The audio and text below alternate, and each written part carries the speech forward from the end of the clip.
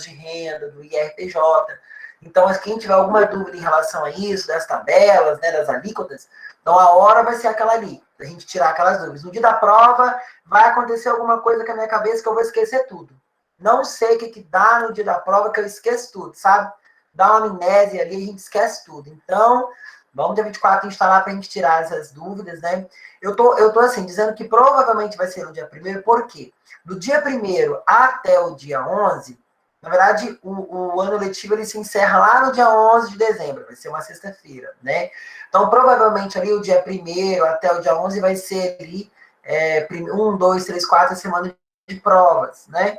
Até o dia 7, 9 e 10 é prova final, né? Então, provavelmente a prova de vocês ou vai ser no dia 1º de dezembro ou no dia 8 de dezembro, tá? Então, assim, já vamos deixar marcadinha a nossa revisão para o dia 24 para ficar livre disso, né? Para vocês não terem problemas depois lá na hora de efetivar a fazer a prova. Outra coisa, outra colocação. Amanhã começa a nossa semana, jornada científica lá, né?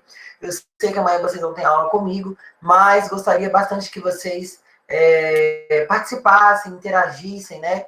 Por mais ali que eu sei que vocês já estão naquele, né, final do ano, cansados já, né? Mas vamos fazer uma forcinha, né? Vamos dar lá aquela moral para a Fares, vamos lá assistir, entrar na palestra, comentar, né? Tirar dúvidas, porque realmente são experiências do qual nós não estamos acostumados a ver pessoas diferentes, né? Trazendo assuntos diferentes.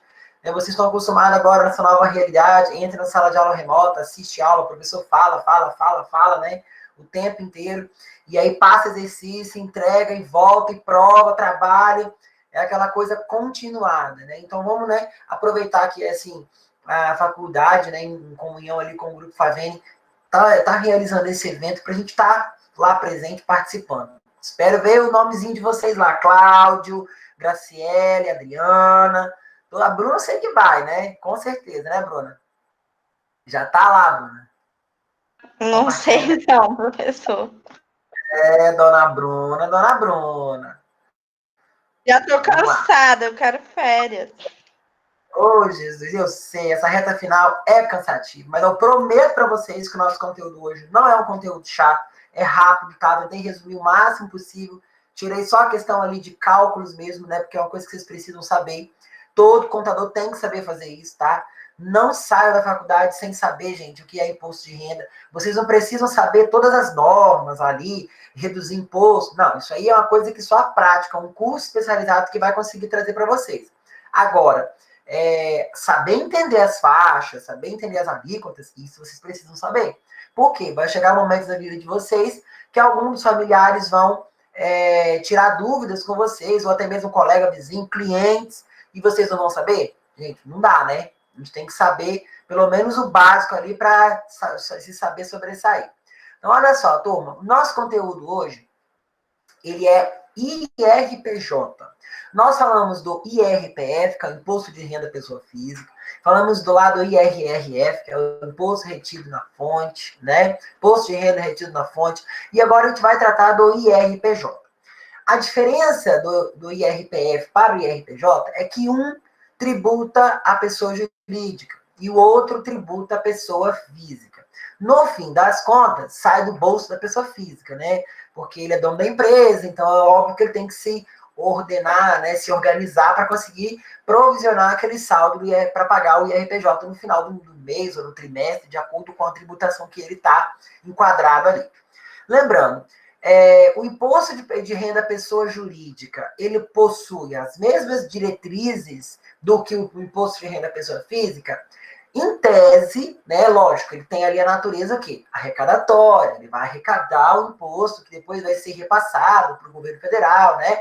E lá vai ser desmiuçado até assumir, basicamente, né?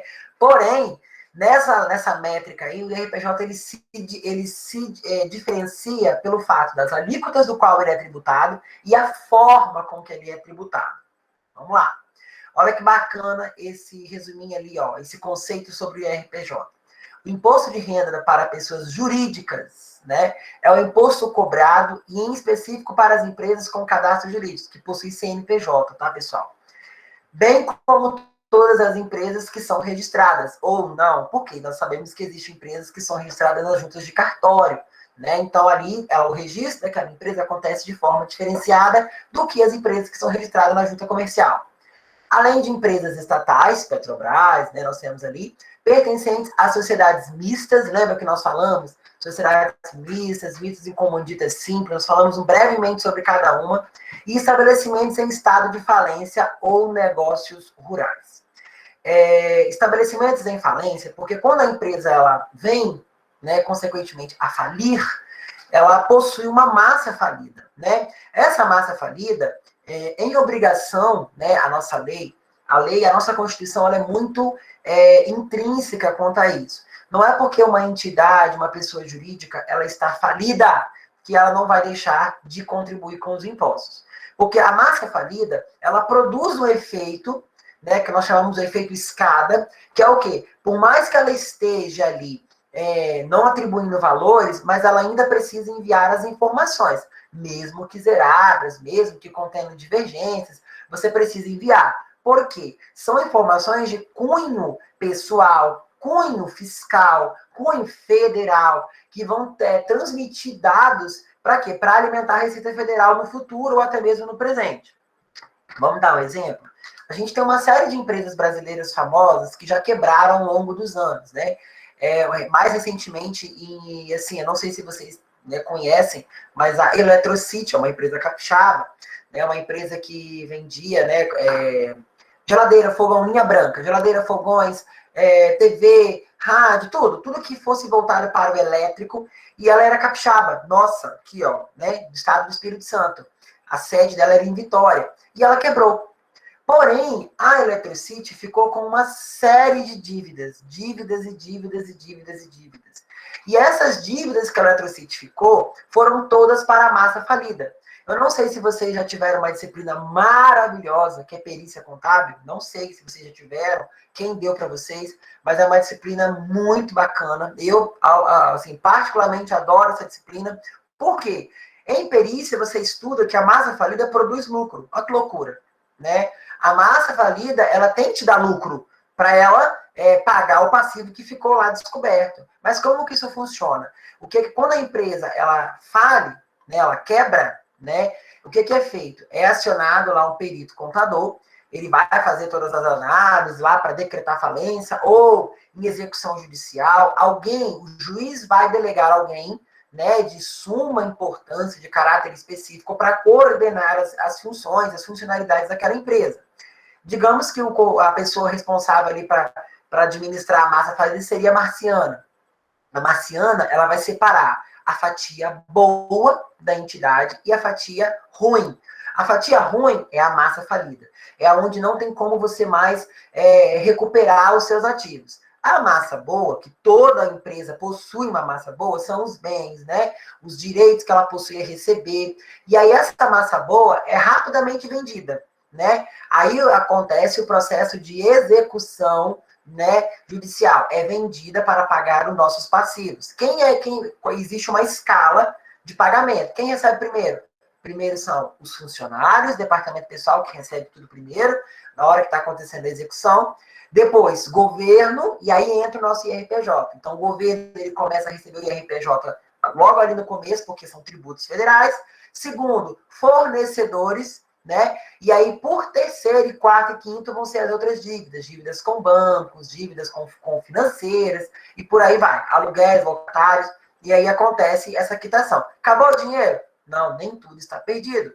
A marciana, ela foi designada para quê? Para orientar, para reestruturar a massa falida. Então, a marciana vai correr atrás de receber daqueles clientes duvidosos, vai acionar o que ali? Uma assessoria de cobrança, ela vai intervir no processo administrativo para impedindo que aquela empresa entre em concordata. Porque hoje em dia, não é simples você pegar lá, quebrei a empresa, pedir concordata e não pago ninguém. Não é assim. Existe um longo processo de perícia sobre aquela empresa para identificar se ela entrou naquele mecanismo de falência por uma má gestão ou propositalmente, que nós sabemos que existe esse tipo de situação. As pessoas fundem as empresas, né? Abrem as empresas e aí a gente sabe que isso aí só apenas com caráter ali, né, de fraudar, né, de cometer fraude no mercado, na praça. Então, aí por isso que entra o perito, né, que faz essa análise ali. Mas, enfim, quantificando, o IRPJ, né, com a mesma, assim como o IRPF, tem a mesma natureza jurídica ali, diria assim. Ela tem a mesma prestação pecuniária do que o IRPF. Você não é um sujeito ativo sobre aquele tipo de imposto. Você é passivo, você é obrigado a pagar, independentemente se você queira ou não. E aí existe uma grande fábula, né? Mas quanto de imposto você quer pagar esse mês, né? Essa prática, pessoal, é uma prática errônea, né? A gente sabe que existem formas lícitas de você fazer a elisão fiscal. O que é a elisão? É você recuperar créditos tributários de forma lícita, do qual você diminui o seu passivo tributário e você vai ter ali uma maior saúde, uma maior solidez na hora de trabalhar, digamos, ali na espécie tributária, na hora de você acatar esses pagamentos, né? Então, isso, turma, é importantíssimo, né? Então, ou seja, quando você possui um planejamento tributário eficaz, você vai ter o quê? Uma maior saúde para você trabalhar, menos passivos tributários, porque a gente sabe que isso, vocês vão ver aqui no cálculo, corresponde a uma parcela muito alta do lucro.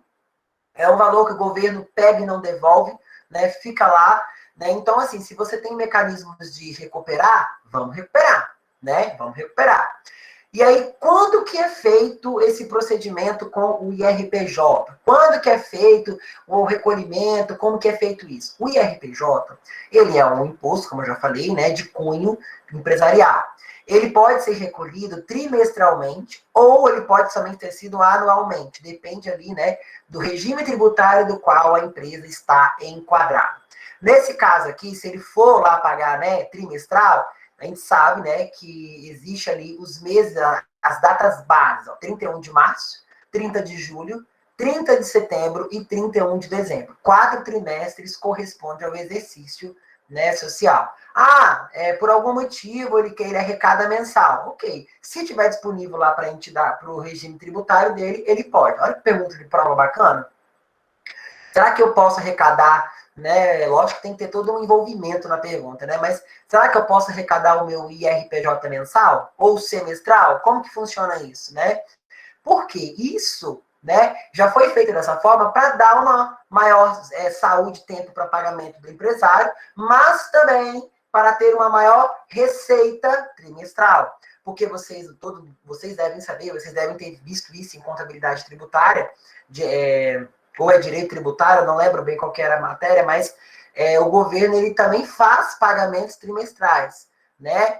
Ele também faz depósitos, pagamentos trimestrais. E isso, né, meio que viabiliza o processo. Arrecado da Marciana e pago para as minhas obrigações. Eu sou governo, a Marciana é entidade, o arrecado da Marciana no trimestre e também vou pagar no trimestre. Então, meio que fica uma via de mão dupla, né? Por isso que tem essa brecha para pagamento. E aí, vamos lá. Opa. Próximo tópico lá. Como é feito esse cálculo do imposto de renda, né, da pessoa jurídica? Muita atenção para vocês não confundirem na prova. A prova de vocês já está pronta, tá? Ela deu 5 páginas. Então, assim, ela está um pouquinho extensa. Não está difícil, está bem fácil. Mas é por conta dos cálculos que vocês terão que fazer. Eu quero o cálculo bonitinho lá, né? Igual tem no modelo, no exemplo, vocês podem seguir os exemplos dos slides, não tem erro, tá? É a mesma coisa, a diferença com valores diferentes, óbvio, né? Vamos lá. Olha só, a alíquota é diferente de acordo com o modelo de tributação escolhido para declarar o IRPJ. Entretanto, normalmente será cobrado 15% de todo o lucro independente do modelo escolhido. Mas se o valor que a empresa lucrou for maior que o valor de cada parcela multiplicado pelo número de meses e for maior que 20 mil, a empresa poderá sofrer um adicional de 10%. Muito cuidado com essa informação aqui. Vocês precisam entender o seguinte, isso daqui não é faturamento. O único regime que a gente calcula sobre o faturamento ali, né, de forma unificada, né, estou falando de forma unificada, é o Simples Nacional, né, com base no faturamento. Nós estamos falando aqui de lucro, tá? Porque o IRPJ, ele é calculado em cima do base do lucro. Lá no Simples Nacional, existe toda uma mecânica de cálculo diferenciada do lucro real e do lucro presumido e do lucro arbitrário, né? Então, isso tem uma grande diferença. Então, ou seja, para fins de prova, né? Eu já estou deixando logo a deixa. Para fins de prova, atividades, exercícios, vocês utilizarão a alíquota de 15%. Professor, por que a gente não vai fazer o Simples Nacional? Porque, não, na verdade, o Simples Nacional você não consegue checar. Porque o Simples Nacional ele tem um cálculo específico, que você soma o RBT12, divide pelo faturamento, você encontra a alíquota sobre aquela margem ali, e aí você vai ter uma alíquota, diria assim, cada mês vai ser uma alíquota diferente. Esse é o cálculo para o Simples Nacional. Nesse mês, nós vamos somar o RBT12, vamos ver quanto. O que é o RBT12? Receita bruta dos últimos 12 meses. Por isso que a alíquota do Simples Nacional, ela sempre vai modificar. Então, assim, não é interessante trazer isso para vocês, porque os nossos softwares, eles já fazem esse cálculo e trazem para vocês. Vocês já fizeram esse cálculo lá, quando vocês fizeram a atividade do Lince. Quando vocês geraram o relatório DAS, já estava lá as informações, tá? Das receitas anteriores. Como não tinha receita nenhuma, ficou nos 4%, né? Mas se no mês outubro tivesse uma receita, setembro, por aí fosse, eles iriam somar todas as receitas dividido por 12, vai dar um valor multiplicado pelo faturamento, dividido por 12 de novo, vezes a alíquota efetiva, aí você vai encontrar um valor que vai ser aquela alíquota que vai ser em cima do seu faturamento, e aí vai gerar o imposto para você. Como esse cálculo imenso de simples não tem nada, por isso que eu falo que o Simples Nacional não tem nada de simples, ele já é feito totalmente dentro do Alterdata e até mesmo lá no site do Simples Nacional. Se você quiser gerar guia dentro do Simples, você também pode. Ele já te dá esse valor calculado automaticamente, né? Até porque você tem que preencher todos os parâmetros lá dentro do site do Simples para chegar nesse cálculo, senão também não funciona, tá? Então, a fins dos nossos exercícios e prova, vocês vão utilizar a alíquota de 15%. Ah, professor, mas eu quero usar 16%. Não, é 15%, tá? Passou de 20 mil ali, ela vai ter que sofrer 20 mil o quê? O lucro, tá? Olha só, 15% de todo o lucro, independente do modelo escolhido, modelo tributário, tá? Mas nós vamos trabalhar com lucro real, para ficar uma coisa mais simplificada, tá? Mas se o valor que a empresa lucrou for maior que o valor de cada parcela, multiplicado pelo número de meses, e for maior que 20, por quê? Como você está apurando trimestral, digamos que a empresa da Bruna, ela lucrou ali 40 mil no trimestre. Lucro livre de compra de mercadoria, livre de pagamento de impostos, de despesas, custos, lucro, não é faturamento. Ela lucrou 40 mil. 40 dividido por 3 ali vai dar 13.333. Essa parcela mensal ultrapassa os 20? Não.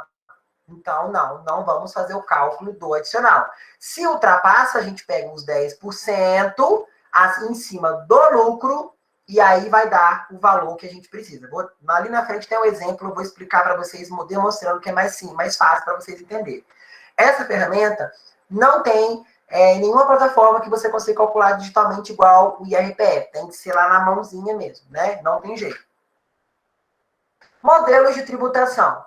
Existem 4. Que, professor? Você falou que tem 3. Não, existe 4, porque o lucro arbitrário, ele é um tipo de regime que não é um regime casual. Você não escolhe esse regime. Precisa acontecer um evento do qual a empresa não é passiva. Quando você escuta essa pronúncia do qual a empresa não é passiva, significa que a empresa ela não tem direito de escolha. Acontece que ela cai naquele regime arbitrário e ela começa a ser tributada sobre aquele regime. Lógico, todas as alíquotas, todos os tributos sobre esse tipo de regime tributário, ele é muito mais alto do que as outras empresas, os outros tipos de regime tributário, tá? Então, ou seja, não é um regime que você escolhe, tá? Você sofre uma mutação, um evento, alguma coisa ali, né, uma arbitração, por isso arbitrário, e aí você acaba se beneficiando, que não é um benefício, isso aí é um problema dessa situação. E olha só, entretanto, não basta escolher o melhor modelo para a empresa, visto que muitas vezes um tipo de empresa enquadra-se apenas em um, e deste modo não pode alterá-lo. Por quê? Isso, turma, é muito questão de tributação. Vocês estão no 6º período, ano que vem vocês vão para o 7º, vocês já precisam ter o norte de como vai ser a vida de vocês. Alguns vão seguir a vida no departamento pessoal, outros vão se apaixonar pelo contábil, outros vão ter um caso de amor inconformado com o fiscal. E aí vocês precisam entender o seguinte, você ser um auxiliar contábil, um auxiliar fiscal, um auxiliar de DP é muito bom, é ótimo, mas enquanto vocês estão na faculdade. A partir do momento que vocês se formam, vocês precisam entender que a vida possui um horizonte aberto.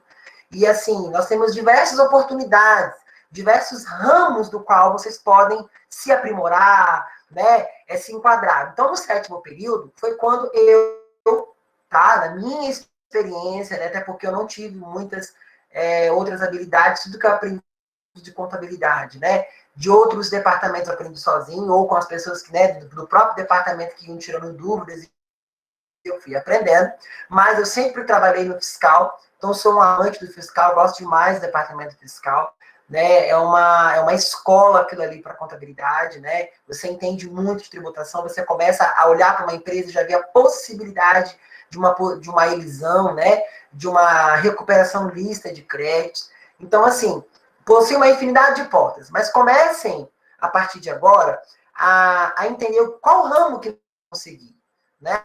Que tipo de porta você quer abrir, trilhar para você. Agora, por exemplo, estão tendo um contrato fiscal com contábil, a galera do DP sabe do que eu estou falando, mas não se forme para ser a mesma coisa. Procure se orar, procure entrar na área que você mais se acha e comece a estudar sobre ela. O primeiro que o mestrado entrar e né, eu senti um grande baque, né, agora no 2º semestre que eu comecei. Assim, é muito puxado, é muito assim, é bem, né, você tem atividade, o professor posta de manhã, você precisa entregar até às 18 do mesmo dia, e às vezes é uma coisa assim que você tem que planejar, fazer um planejamento tributário em determinada área específica. Por exemplo, esses dias eu tive um tipo de do IPJ sobre armamentos bélicos. Meu Deus, eu nunca na minha vida nada com um tipo de armamentos bélicos. Olha que coisa, né? Você tem que pesquisar, você tem que ler, você tem que, né, se afundar nessa área. Mas o que eu quero dizer com isso? Dentro de contabilidade, você tem várias áreas de atuação. Né? Escolham DP, eu vou ali me especializar, fazer uma pós em RH, fazer um mestrado lá em coach, alguma coisa do tipo, né? Se especializar naquela parte, naquela área de pessoas. Não só o mecânico, porque o mecânico o programa faz. Você vai lá, dá ok, você gera, mas o programa faz. Mas algo a mais você precisa ter diferente naquela área. O contábil, da mesma forma, não é só gerar DIF, não é só gerar ali o SPED contábil, né, fechar o trimestre, não. Você precisa ter algo a mais daquilo ali, tem que tirar um proveito a mais. Por isso que quando a gente trata de RPJ, o Josivane, a Graciele, eles sabem o que eu estou falando, não sei se o DP cuida dessa parte também, mas afeta o DP também, né? Porque, querendo ou não, está incorrendo sobre a empresa. É um tributo que é incorrido sobre a empresa. O fiscal produz, mas ele afeta ali o sócio, a contabilização lá no contábil. Então, por isso que o cálculo do IRPJ, eu já vi, assim, muitas situações de IRPJ estar errado, mas não por quem calculou, e sim pela falta de informações que a empresa deixa de prestar para com quem? Para a contabilidade. Nós sabemos que para um bom cálculo de imposto todo, nós precisamos estar munidos de informações contábeis ali que vão produzir tomadas de decisões no decorrer do lançamento. Se você vai calcular, por exemplo, apurar os impostos de uma empresa de lucro real e você não tem acesso aos pagamentos de impostos, às despesas, os extratos bancários, isso vai afetar o seu imposto. Mas como, professor? Porque tudo é dedutível da base de cálculo. Se você compra mercadoria, as notas fiscais são um comprovante, então você vai deduzir aquilo do lucro e vai diminuir a base de cálculo, consequentemente, em cima dos 15%. Ah, professor, mas a gente sabe, né, que o lucro real ele possui ali uma alíquota de 27%. Sim, não vamos entrar em detalhes, porque isso aí é outra coisa. Estamos falando de IRPJ. O empresário paga o FGTS, né, ele paga o INSS patronal, ele paga ali o IRPF, o IRPJ, né, dele, né, dos funcionários, aquela coisa toda. Sabemos também que o INSS, ele recolhe, porém, ele já desconta do funcionário, então não podemos dizer que isso é um passivo todo, não, porque ele tirou do salário do colaborador. Então, aquele imposto que ele tira ali, que ele desconta, ele não é nem recuperável e nem é pagável. Ele diria, ele nem é passivo descoberto da empresa. Não, ele é algo que ele foi acometido para que ele o quê? Recolha em face do governo, da o quê? Da Previdência Social. Então, possui essa disserção, né? É diferente do ICMS, porque você paga, você pode recuperar. Mas como que você faz? Tem que enquadrar numa série de intrínsecas da lei ali para ficar jóia. O IRPJ, ele você é passível de... Não. Todo mundo sabe o que é recuperação de impostos aqui. Bruno, você sabe me dizer o que é recuperação de impostos? Ou não? Marciano, recuperação de impostos? Deixa eu ver lá o que a Marciana colocou lá, que eu ouvi lá. Você não sabe? Sabe, Marciana? Deixa eu provocar o Josivânio. Josivânio, você sabe o que é recuperação de impostos? Josivânio já ouviu muita gente falando lá no fiscal, né, Josivânio?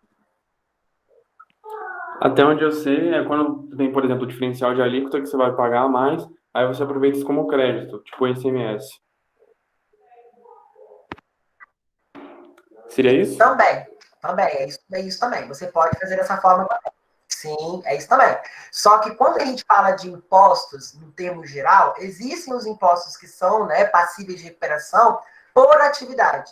Da mesma forma que o IRPJ vai obedecer à regra ali dos modelos de tributação, a recuperabilidade dos impostos também é assim. Por exemplo, uma empresa do Simples Nacional, dentro, né, dessa esfera ali de recuperação, você pode recuperar créditos, e até mesmo créditos previdenciários. E isso eu descobri agora no mestrado, e é uma coisa assim, que eu fiquei super encantado, porque é uma coisa que ninguém sabia. Até então eu não sabia, nunca tinha ouvido falar que você pode recuperar créditos previdenciários, mas desde que você se enquadre dentro lá das normas do qual está na lei, prevista em lei. Todas as atividades podem fazer essa recuperação? Não, nem todas.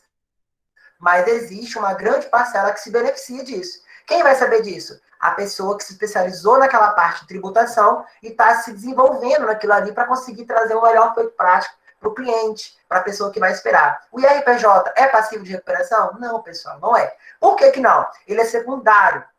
Né? Ele não é um imposto que você paga, né, ali mensalmente, não. Ele tem uma finalidade, né, lá no ato da sua Constituição, ele já foi dito para qual destino que ele seria, não tem, né, como você fazer recuperação. Então, eu nunca ouvi falar, não vi nenhuma legislação que defenda essa tese, mas quem sabe um dia pode ocorrer uma modificação, né? Mas o que você pode fazer com o IRPJ para diminuir essa carga tributária é verificar se aquele lucro que você está apurando no trimestre, ele é real. Será que o lucro que você está apurando dentro do trimestre é real? Porque se realmente ele for real, você não tem o que fazer, né? Você também não pode sair da elisão, né? Que é o quê? Você está... a elisão é quando você recupera de forma lícita. E ir para evasão. Não, você tem que entender o seguinte, existe uma linha tênue de segurança fiscal.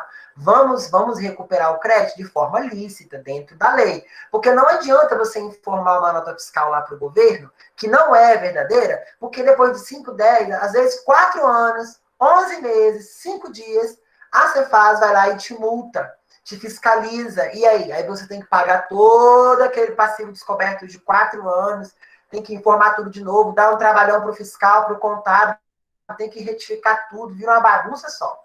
Por quê? informações que foram prestadas de forma errada e o governo, por algum motivo, identificou e aí começa aquela investigação. Aí entra o outro campo da contabilidade, que é a auditoria fiscal. E aí, meu amigo, quando a empresa começa a cair na mão do auditor fiscal, já era. Ele vai levantar tudo, ele vai calcular todas as guias do IRPJ para ver se está certo. Não só IRPJ, PIS, COFINS, ICMS, ele vai olhar tudo. Se o diferencial de alíquota está correto, tudo. Ele vai olhar, checar tudo. Ah, professor, mas isso demora. Demora, eu sei que demora. Mas aí a Cefaz vai ter toda a paciência do mundo para verificar os erros e cobrar de você retificação. Só que quando ela te notifica, meu bem, ela não notifica você apenas com papel lá, não. Ela te notifica com a guia de multa para você pagar. Ó, você tem até o dia 15 para você fazer o pagamento dessa multa. E é por mês, por guia de imposto. Então, assim, é uma coisa muito atenta que vocês precisam, né? Nós, contadores, como tratamos de impostos federais, os estaduais também, mas os federais, meu filho, eles são impostos de suma importância, IRPJ, né? Você tem ali o PIS, o COFINS, o IPI para a indústria, né? Tem que ser informado da forma certinha, tem que ser pago, as guias têm que ser guardadas ali por 5 anos, não pode perder. Ah, professor, minha contabilidade ela digitaliza. Ok, digitalizou também um documento válido, código de escaneamento, beleza, tudo bem. Mas tem que ter o documento, tá? E hoje em dia, com a evolução do mercado, você pode ter isso até em XML. Você pode baixar o comprovante e guardar em XML, também é aceito, não tem problema. Né? Tá ótimo, é válido também. Entretanto, o que não é válido é rasuras, né? Porque a gente sabe que, imagina as autenticações que um banco possui, uma casa lotérica possui. Milhões, né? E aí nós temos aqui, ó, o lucro real, que é o que eu vou tratar com vocês, tá?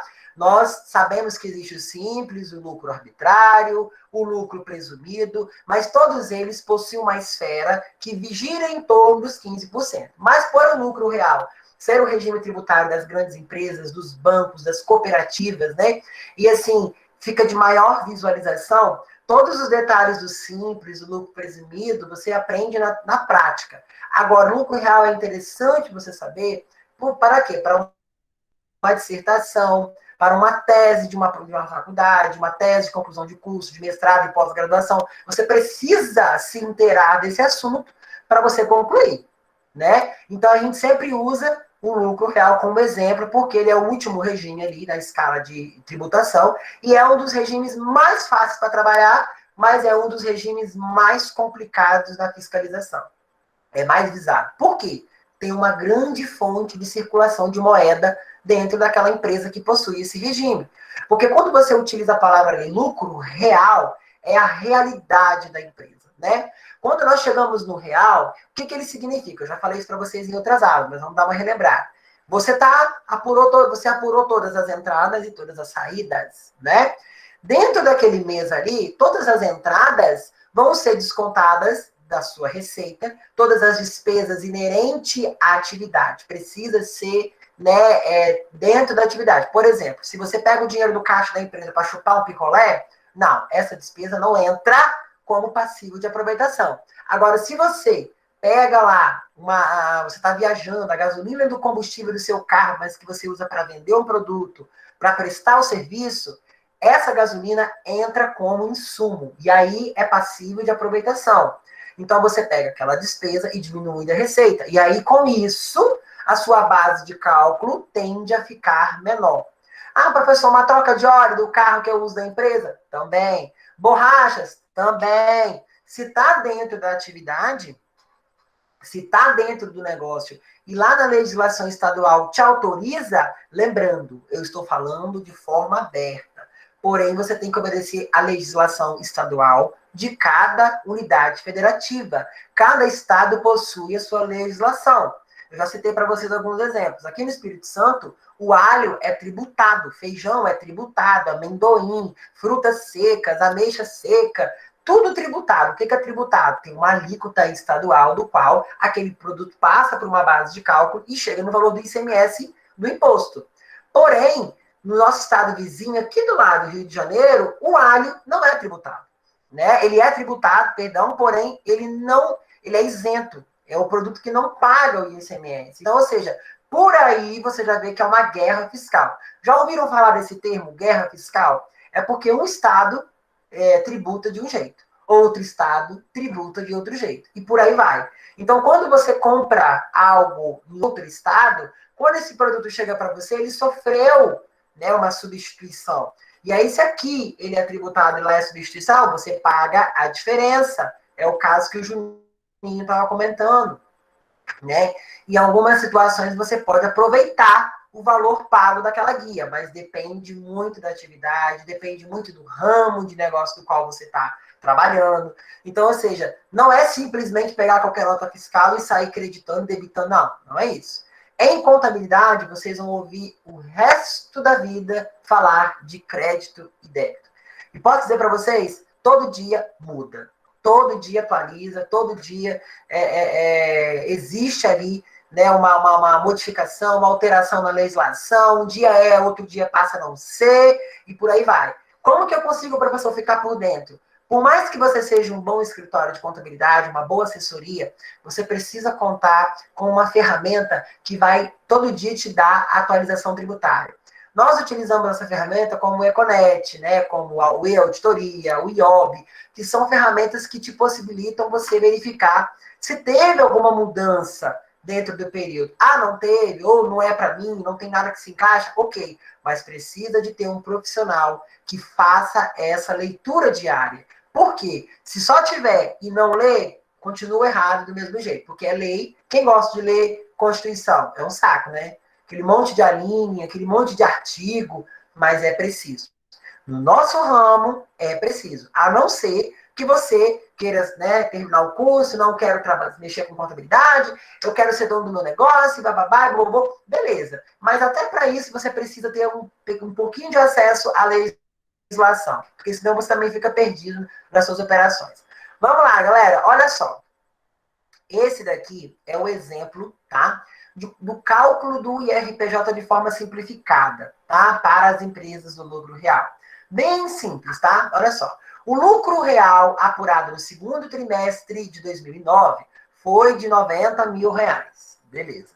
Vamos aprender dessa forma simplificada? Existem algumas mudanças, algumas coisas já foram modificadas, mas vamos aprender dessa forma aqui, porque é mais simples. Então, quando vocês forem se atualizar no dia a dia do fiscal, né, no dia a dia ali da vida financeira, vocês vão ver que mudou algumas coisas, porém, está dentro daquela linha de raciocínio para vocês alcançarem ali o entendimento. Na letra A, o IRPJ, a alíquota normal dele é 15%. Então, se no segundo trimestre está dizendo que ele teve um lucro de 90 mil, não é isso? Então, eu já sei que está livre do custo, da despesa, do CMV, de tudo. Já é o lucro, é o din-din, é o money, é o que sobrou para a empresa. Então, se eu tenho 90 vezes 15%, eu chego nesse valor de imposto. Lembra da regrinha do adicional? Será que esse valor de 13.500 ultrapassa lá o percentual, né? Para você ter que calcular o adicional? Vamos ver na letra B? Olha só, o IRPJ adicional, que seria aquele que passa dos 20 mil, seria calculado da seguinte forma: 90 mil do lucro real menos 60, né? Por que 60? Entende-se o seguinte: se você calculou 90 mil de lucro no trimestre, então você tem que dividir 90 por 3, vai dar ali um valor de 30 por mês. 30 mil ultrapassa o valor lá na tabela? Sim, porque não é 20, né? Não é 20 o valor limite. Então você precisa regulamentar aquilo ali. Então você tem que calcular o adicional. Então você pega 20 mil vezes o período de apuração, que é 3 meses. Olha aqui, ó. Não é você calcular em cima do valor do lucro. Você vai pegar o cálculo do valor de 20 mil, que seria como se fosse uma base de cálculo, vezes a quantidade do período de apuração, 3 meses, né? Mais o quê? 10%. Então, 10% vezes 20, você encontra o valor que você precisa para adicionar no imposto. Ah, professor, mas como que eu faço isso no sistema? O sistema, ele já vai te dar esse cálculo automático, né? Geralmente, eu assim, até hoje ainda, eu até pesquisei para trazer para vocês se existia ali, né, alguma ferramenta que trouxesse isso de forma automática para vocês, mas não tem. O cálculo ele é feito manual porque você precisa entender o seguinte: se você trabalha, né, dentro do período de apuração de 3 meses, trimestre, e faz esse cálculo de forma errônea, o valor do ano inteiro vai ser calculado de forma errônea. É uma escada, né? É uma escada ali, é uma cascata. É um efeito cascata. Se você calcula errado no primeiro, no segundo trimestre, no terceiro trimestre, quarto trimestre, então a retificação ela ocorre de forma contrária, né? Se você acabou errando no primeiro, tudo que você fez para trás vai estar errado, porque você vai estar seguindo o mesmo preceito. Ah, professor, mas as pessoas decoram, né? Toda essa questão ali da apuração, decoram, tá, pessoal? A gente pensa que não, mas decoram sim. Eu trabalhei com pessoas ali que, né, sabia exatamente o que estava fazendo, decorava sim, né? Então, assim, não tem erro no procedimento. Seguindo o exemplo, a gente não erra. Vamos dar uma olhada lá na atividade, que eu sei que lá vai gerar dúvidas para vocês. Vamos ver aqui, ó. Alguém tem alguma dúvida? Josivânio. Bruna. Marciana. Deixa eu ver se tem alguém aqui no chat. Marciana, Deus te ouça. Por enquanto, Tudo não. tranquilo? Tem certeza? Eu achei que vocês iriam ficar preocupados por causa do cálculo, mas o cálculo é coisa fácil, pessoal. Não tem. Seguindo o exemplo, vocês não se perdem, mas se tiverem dúvida, vocês podem me chamar também. Olha só, nessa atividade aqui, a empresa lá, Guilhermina Berta von Rolls, apurou os seguintes lucros, já é lucros, tá? Por que eu não dei ali o faturamento, as despesas? Porque não tem efeito prático. Vocês precisam saber que a gente está tratando do lucro para o IRPJ, obedecendo aquela regrinha padrão, tá? Olha lá, primeiro trimestre de 2019, 75 mil de lucro. Segundo esse aqui, terceiro esse aqui, terceiro esse aqui. Com base nas regras de apuração do IRPJ, calcule qual deverá ser o valor dos impostos pagos em cada trimestre, verifique se a empresa deverá pagar o valor adicional, caso a mesma pague, explique por que ela será obrigada a essa exigência, tá? Por que ela vai ser obrigada? Vamos voltar lá na legislação lá que obriga ela a fazer isso. Olha lá. Aqui, ele diz o quê? Que a alíquota vai ser cobrada de 15%. Então, vocês vão o quê? Vão fazer o quê? Que é 15% sobre o lucro ali do trimestre. Trimestre, 3 meses, nós sabemos, né? Então, se lá é 75 mil, divide por 3, faz a conta para ver se passou do valor ali de 20 mil. Caso tenha passado, segue a risca isso aqui, tá? Mas a gente também tem um modelinho ali também que vai estar sempre. Se vocês quiserem, eu posso até botar um outro modelo, né, com mais informações, porque ele só tem uma, então pode complicar um pouquinho para vocês, mas aí vocês que vai depender da demanda que vocês estão, né, vivendo lá, né, o que vocês estão entendendo, se está aí mesmo, ou se tá simples, não precisa se preocupar, mas aí eu preciso que vocês, né, me falem, tá bem? Alguém tem alguma dúvida com esse cálculo aqui? Tá difícil de entender? Cláudio, tá tudo certo, Cláudio?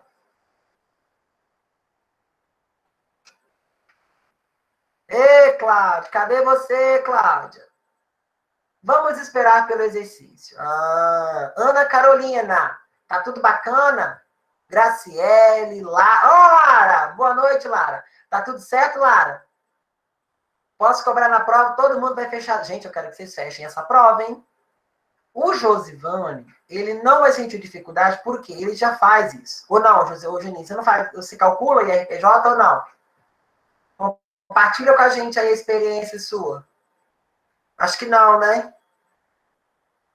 Isso não é competência do DP, né? É mais o fiscal que faz esse cálculo contábil, né? Mas, né, quem trabalha na contabilidade já pode pegar as regulamentações ali atualizadas e pode enquadrar também, não tem problema. Quem fizer da forma atualizada, tá ótimo, pode fazer, não tem problema. Só que é um pouquinho mais complicado. Então, assim, quem quiser fazer, ótimo, mas eu não vou cobrar isso, não. Eu quero tudo mais simplificado, por quê? Já é louvável vocês saírem daqui sabendo como que chega nesse cálculo.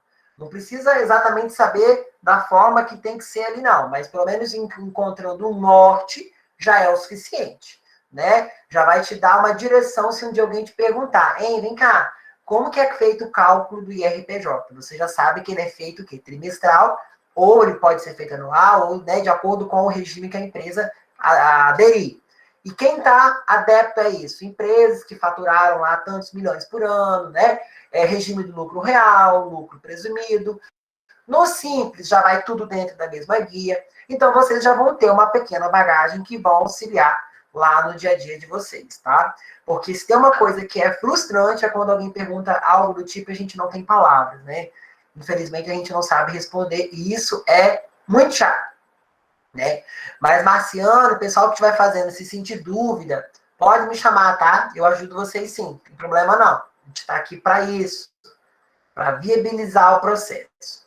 Pessoal, alguém tem alguma dúvida em relação à prova, como que vai acontecer? Bruna que tem as dúvidas, ela traz as dúvidas da turma. Fala para mim, Bruna, a turma tem alguma dúvida em relação à prova, atividade, nota, tá tudo certo? Ninguém tem algum questionamento, não? Ninguém falou nada. Nada, por enquanto. Jesus! Então isso é bom ou isso é ruim, Bruna? Eu não sei, professor. Se é bom ou ruim. Seria bom. Mas olha só, não se preocupe, a prova não tá. Não sei. Pode não falar. sei mesmo, não. Não sei se eles estão fazendo tudo ou se eles não estão fazendo nada. Olha só, lembrando, né, eu pedi ajuda para a Bruna, para o Cláudio, para me ajudar a cobrar quem tinha atividade pendente. Atentem-se com as faltas de vocês. Até o dia 11, até o dia 11 não, vamos esticar e diminuir esse prazo, porque senão vai me dar muita dor de cabeça. Até o dia 6 de deixa eu voltar lá, até o dia 7 de dezembro, eu vou aceitar atividades pendentes de vocês ainda. Passada essa data, não vou aceitar mais, porque eu não vou ter capacidade de conseguir corrigir, analisar toda a atividade pendente de todo aluno que mandar. Tá? Eu tenho que fazer um pente fino em todas as disciplinas, olhando quem entregou posteriormente. Né? Isso do A2. A1 esquece, já está fechado, tá? Estou falando do A2. Quem tem atividade, esse A2, eu fiz de uma forma diferenciada, dei o trabalho que deu uma folgada para todo mundo ali.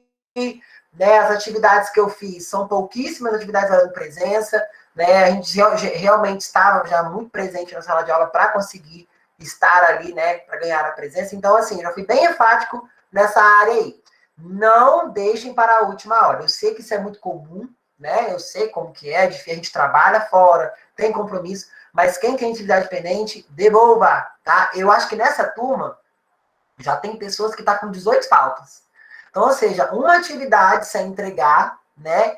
E assim, a coordenação ela foi bem enfática contra isso, que era para estar cobrando as atividades de vocês, né? Que era para estar passando como presença. Então, assim, vamos entregar, pessoal.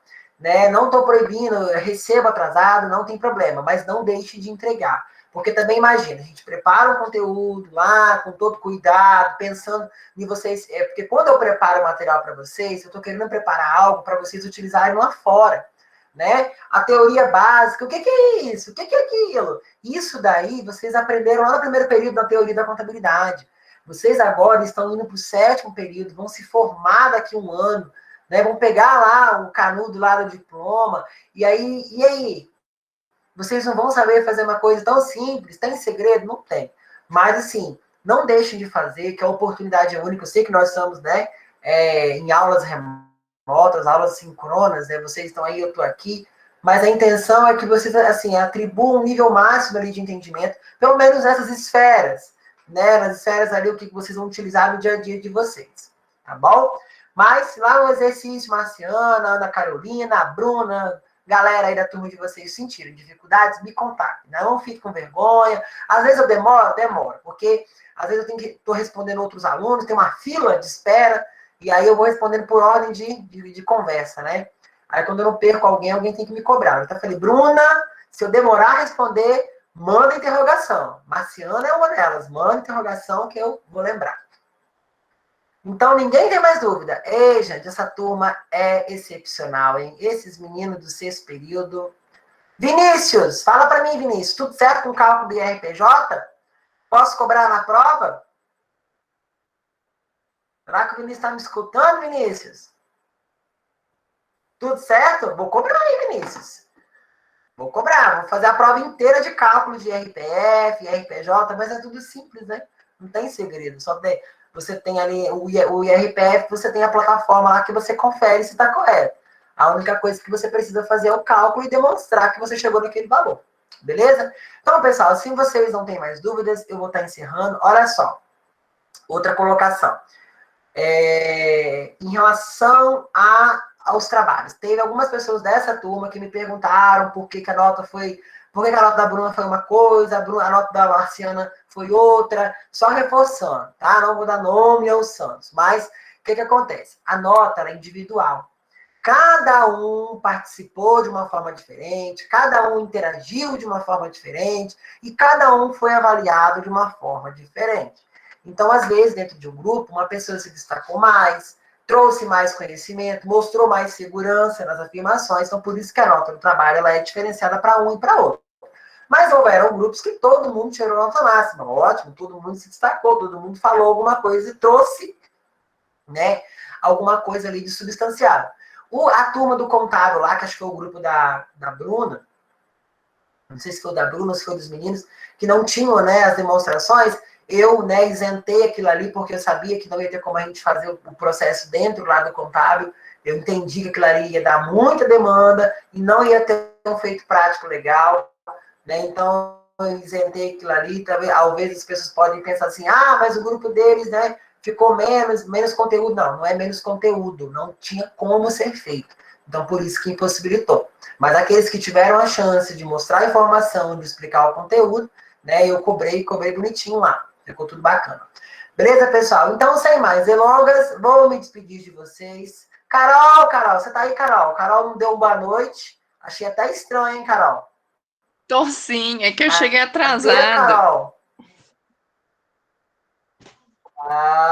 Bem. Eu falei assim, gente, Carol não deu boa noite, falou nada. Tá sem dúvida, Carol? Tá tudo bacana? Tudo certo, por enquanto. De semana passada tava muito fácil, professor. Eu amei. Sério? Que bom. Ótimo. Gosto assim. Mas sabe por que estava fácil? Porque vocês entenderam ali o procedimento. Se você trabalha em contabilidade, Carol? Não, né? Não. Ou não? Não, né? Porque para quem trabalha em escritório é mais simples ainda, porque lida com aquilo ali todo dia, né? Mas na semana também tá simples, só tem que seguir o exemplo bonitinho ali, né? Entender o procedimento, não é difícil, é vezes, dividir, calcular, 3 meses, volta 10% do valor total, é simples, não tem segredo. Mas se der dúvida, me chama que eu vou ajudar vocês, tá bom? Pessoal, uma excelente noite para vocês, tá? Obrigado pela presença de todos. Fala, Marcelo. Eu posso te fazer uma pergunta em relação ao imposto de renda pessoa física? Vamos imaginar que um daqueles 3 lá, o Santos Dumont, ele fosse funcionário público e na folha de pagamento dele já viesse descontado o imposto de renda. Na hora de jogar naquele programa, em qual lugar que eu coloco que ele já, no caso, não é bem pagou, já foi descontado dele? Já foi retido, né? Olha, o que você vai fazer? Lá naquele campinho lá, você tem lá contribuição paga. Você tá com a tela aberta aí? Deixa eu abrir aqui para acompanhar com você. Peraí. Vocês esperam só um minutinho. Deixa eu abrir aqui rapidinho. Só para a gente acompanhar junto, porque é mais fácil eu mostrar do que ficar adivinhando o que está escrito lá. Ó. Abre lá também, Marcelo, se você tiver acesso lá.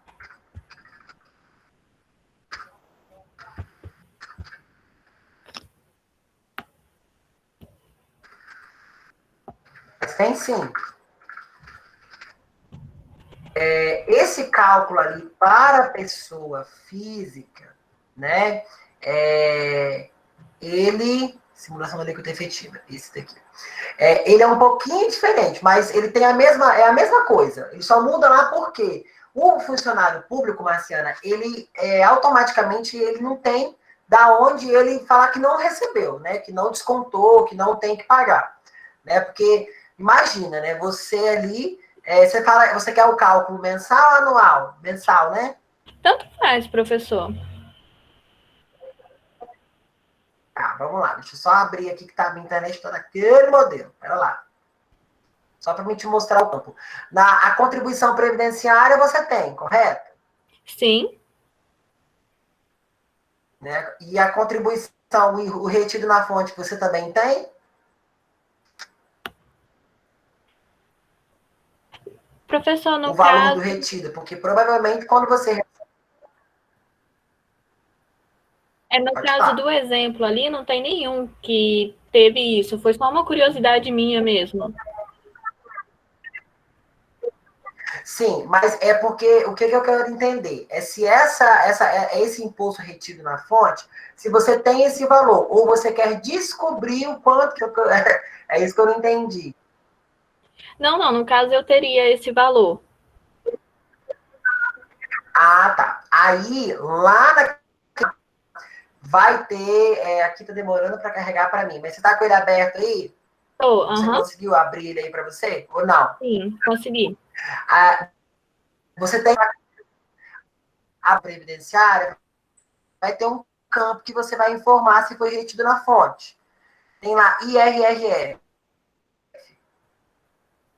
Tem ali, ó, Previdência Oficial, agora carregou para mim aqui, ó. Rendimentos tributáveis, aí tem aqui, ó, Previdência Oficial, a dependência, né, ali, ó, se tem algum dependente, pensão alimentícia, e aí tem ali embaixo ali, ó, outras deduções. Por quê? Se ele já foi dedutível ali, você pode colocar ele ali. Entretanto, se esse imposto ele já está retido, você não pode, Marciana, colocar o valor total dos rendimentos tributáveis somando esse desconto. Por exemplo, vamos dar um exemplo ali. Se no mês você recebe R$ 4.800 e descontou de você ali, vamos dar um exemplo de 250, você vai ter que colocar lá no rendimentos tributáveis o valor menos o IRF, entende?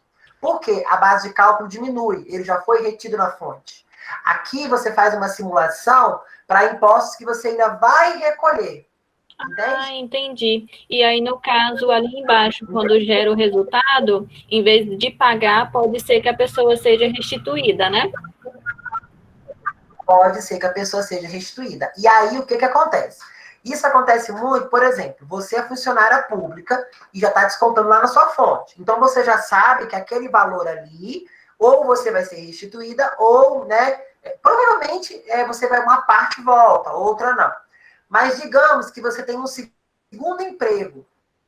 Esse segundo emprego que você tem, né, ele também paga o imposto tributário de uma forma diferente, já desconta lá na fonte, também é. Você vai pegar a base de cálculo do emprego 1, que você tem ali que é menor, né, mais a base de cálculo do emprego 2, soma, e aí esse valor você vai colocar aí no rendimentos tributáveis. Por quê? Provavelmente você vai dar a pagar. Vai dar um valor aqui a você que você vai ter que pagar, só que você já contribuiu em outrora. Então, aí, como esse cálculo, como que ele é feito? Lá na plataforma do imposto de renda, ele vai te dar o desconto simplificado ou por deduções.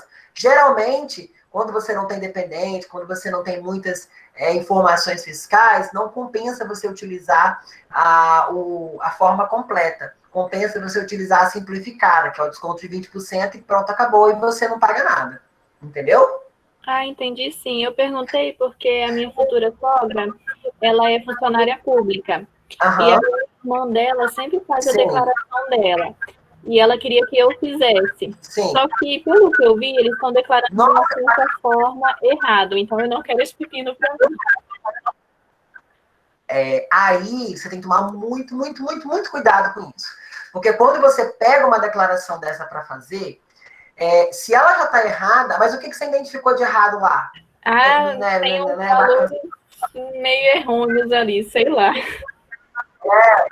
Então, tem que tomar muito cuidado com o saldo de poupança, com o saldo de investimento. Agora, o que está acontecendo agora? Agora é modinha as pessoas aplicarem o valor lá o próprio banco já lá e faz a aplicação automática, o Cloud faz muito isso lá no Sicoob. Já fica na aplicação automática. Aquilo ali gera rendimento. Você precisa de um extrato daquilo ali. Se você deixa de informar aquilo ali, você pode cair na malha fina também. E dá um problemão para você sair dela, ou se dá um problema muito sério. O bacana, Marciano, quando você pode fazer, não tem problema, mas você tem que pedir todos os documentos necessários. Tem que pedir o informe de rendimento, o extrato do imposto de renda das contas correntes, todas, e poupança. No caso do Sicoob, tem que pedir separada a corrente e a poupança, porque muda, tem informações diferentes. Você precisa ter acesso a tudo isso, se ela debitou, se ela comprou carro, se ela vendeu carro, se ela tem moto, se ela vendeu moto, né? Para ficar tudo muito certinho, para, se você não informar agora, tudo dentro dos conformes, e aí a Receita cruzar as informações e ver que as anteriores eram erradas e essa é certa, e aí elas vão querer te perguntar, mas vem cá, por que agora você está informando isso e lá atrás você não informava isso? O que aconteceu? Qual foi o problema? E acontece. Mas passa a situação para mim depois do privado, que eu vou te auxiliar para você fazer de uma forma que não dê problema nem para ela nem para você, tá bom? Tá ótimo, então, mas eu não vou fazer, não. Vou falar que eu ainda não tenho meu CRC, eu não quero.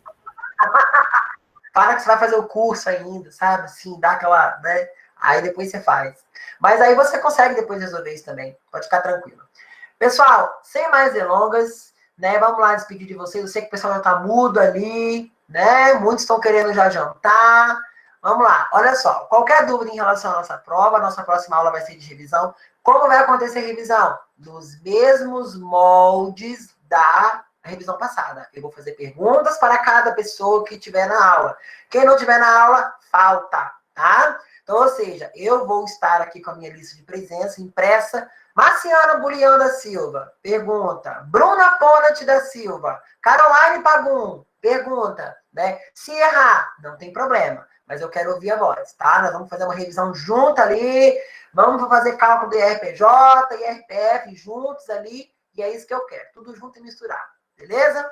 Uma ótima noite para vocês, uma excelente semana, tá? Qualquer dúvida, me chama lá. Alô? Uma boa noite para vocês. Tchau, tchau, hein?